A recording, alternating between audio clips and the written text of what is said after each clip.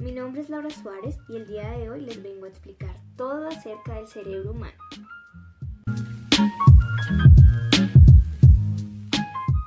El cerebro humano es un órgano construido por masa de tejido nervioso que se ocupa de funciones cognitivas, emotivas y del control de actividades vitales.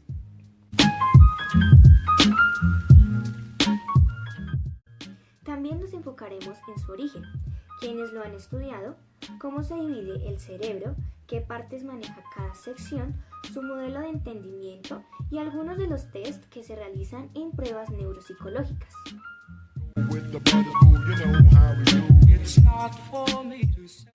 Podemos empezar preguntándonos, ¿cuáles fueron los primeros estudios del cerebro?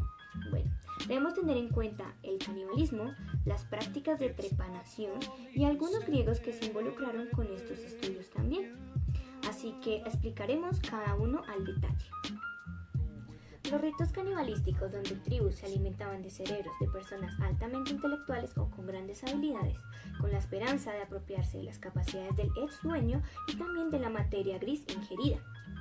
Creo que por fin descubrí por qué estoy en este mundo. Entra cuchillo, salen las tripas. Entra cuchillo, salen las tripas. Prácticas de trepanación. Estas prácticas consistían en cortar, raspar, cincelar o perforar la pieza del hueso del cráneo con el fin de aliviar la presión relacionada con la hinchazón que genera un edema cerebral. En el caso de los griegos y sus aportes hacia la neuropsicología, tenemos a Hipócrates, quien era el padre de la medicina hace 400 años y descubrió dos alteraciones del lenguaje consecuentes de un daño en el cerebro.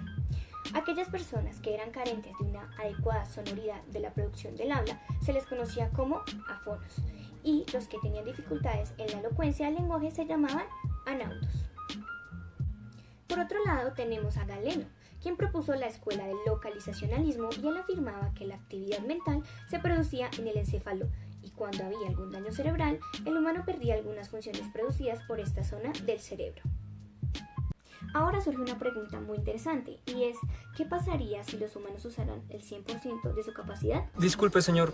¿Sí? Pero, ¿qué podría pasar si, por alguna razón que ignoramos, una persona liberara el 100% de su capacidad cerebral? Un mito dice que los seres humanos solo pueden acceder al 10% de su capacidad cerebral, desperdiciando el resto de nuestra capacidad cognitiva, la cual corresponde al 90% y solo tiene como función vincular las neuronas. Pero los profesionales desmienten esto y afirman que un ser humano sí puede desarrollar el 100% de su cerebro en tan solo un día. Cabe resaltar que no siempre accedemos y desarrollamos totalmente todas las capacidades que éste nos brinda. Este órgano prioriza las zonas en las que el ser humano regula frecuentemente, mediante una red la cual tiene cientos de conexiones y permite una amplia gama de comportamientos, los cuales se evidencian por medio de rutinas. Este método conserva la energía por medio de todas aquellas tareas diarias que se realizan y también prioriza o es ocasional en ciertas partes del cerebro, aumentando la productividad. Recordemos que el cerebro es una herramienta adaptable que todos los días está en constante aprendizaje. La idea de que los humanos no estamos a la altura de nuestro potencial es totalmente verdadera, a diferencia de que solamente usamos el 10% de nuestra capacidad cerebral. Una rama de la neurociencia que podemos resaltar es la neuroplasticidad, la cual representa la flexibilidad que tiene el cerebro para adaptarse a los cambios a través de redes neuronales que permiten el aprendizaje de nueva información y es un proceso que requiere que las neuronas se estimulen constantemente. En conclusión, podemos decir que cuando se estimula el aprendizaje y la motivación, obtenemos una mejora en la neuroplasticidad. Ahora vamos a profundizar más en el cerebro, sus partes y a qué se dedica cada una de estas. El cerebro lo podemos dividir en dos partes, el hemisferio izquierdo y el hemisferio derecho. En el hemisferio derecho se puede encontrar la creatividad y la intuición y se desarrolla el pensamiento holístico, mientras que en el hemisferio izquierdo se trata la lógica, el razonamiento y la habilidad científica. Este desarrolla el pensamiento analítico.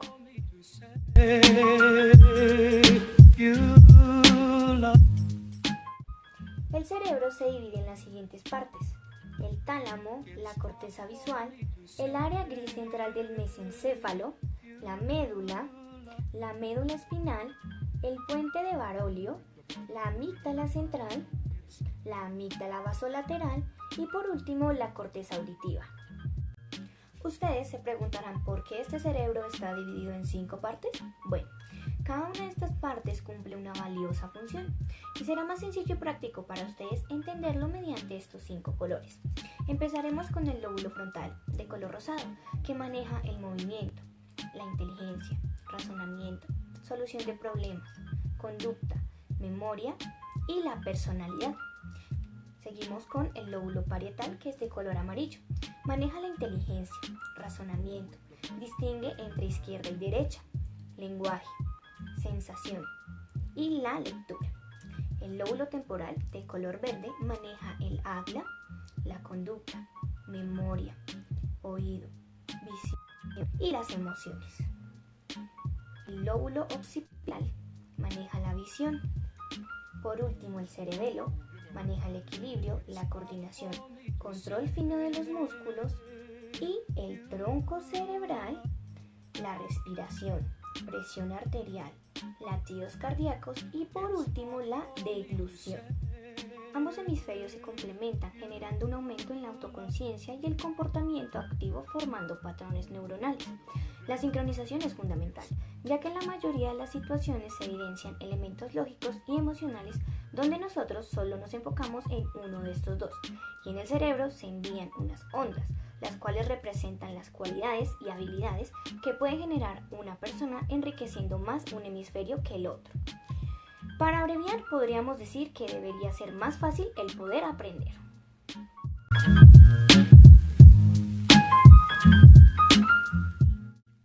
El cerebro tiene 2 características muy importantes para que funcione de una mejor manera.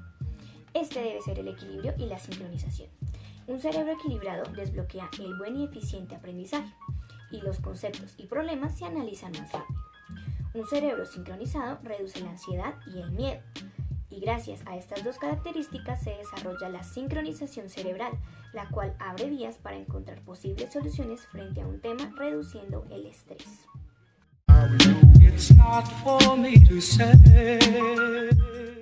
Algunas mentes brillantes que hicieron aportes a este órgano tan importante para todos los seres humanos fueron Paul Broca.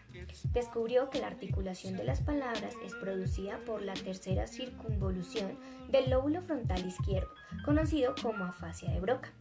Es aquella dificultad para hablar con fluidez, pero la comprensión de lo que se escucha suele conservarse mayormente.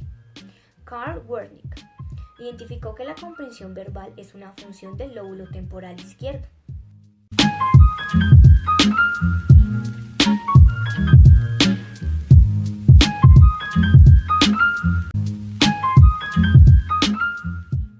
Franz Gall expone que la actividad mental se producía por 27 zonas localizadas a lo largo del encéfalo del cráneo, facultad mental que radica en una zona precisa del cerebro.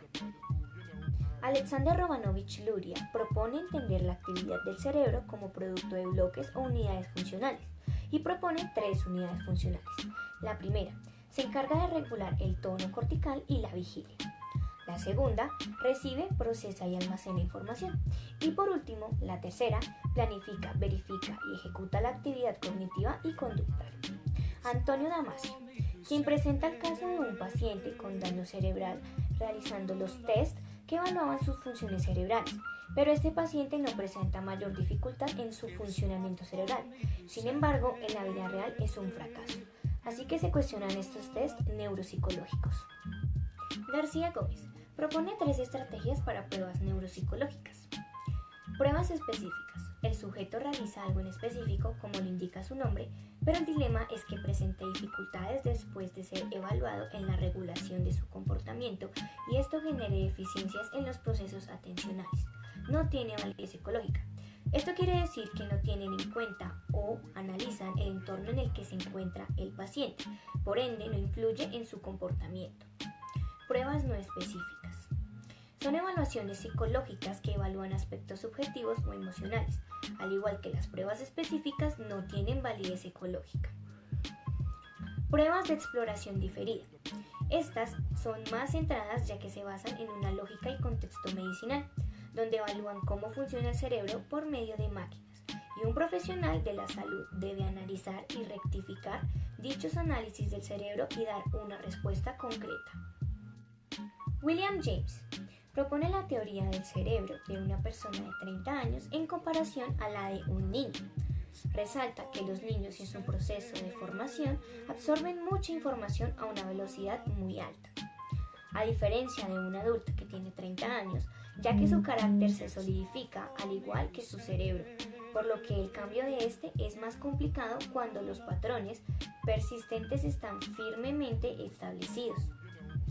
Cabe resaltar que esto no quiere decir que luego de los 30 no se pueda aprender nada, porque todo está en la motivación y el querer aprender nuevas cosas. Barbara Wilson es la máxima autoridad en la rehabilitación neuropsicológica. Define este proceso como conjunto de técnicas que tienen como finalidad mejorar el estado cognitivo, emocional, psicosocial y comportamental de una persona que ha sufrido un daño cerebral.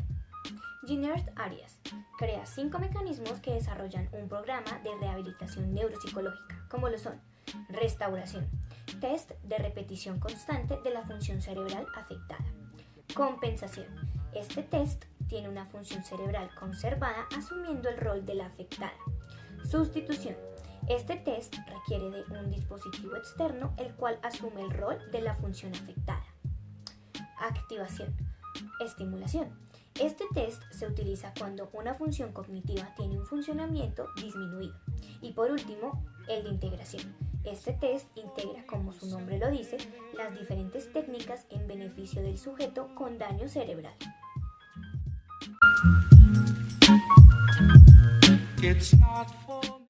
Para finalizar, hablaremos de los test neuropsicológicos.